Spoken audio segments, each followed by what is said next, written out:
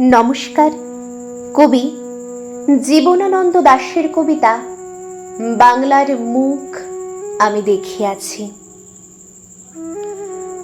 বাংলার মুখ আমি দেখিয়াছি, তাই আমি পৃথিবীর রূপ খুঁজিতে যাই না আর। অন্ধকারে জেগে উঠে ডুমুরের গাছে চেয়ে দেখি ছাতার মতন বড় পাতাটির নিচে বসে আছে ভোরের দোয়েল পাখি। চারিদিকে চেয়ে দেখি পল্লবের স্তূপ, জাম, বট, কাঁঠালের, হিজলের, অশ্বথের করে আছে চুপ। ফণি মনসার ঝোপে সটি বনে তাহাদের ছায়া পড়ে আছে।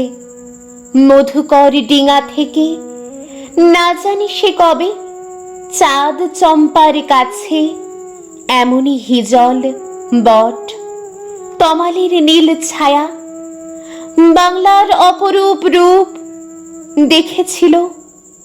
বেহুলাও একদিন গাঙুরের জলে ভেলা নিয়ে কৃষ্ণা দ্বাদশীর জ্যোৎস্না যখন মরিয়া গেছে।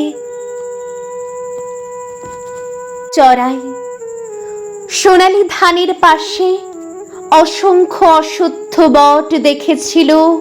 হায়, শ্যামার নরম গান শুনেছিল।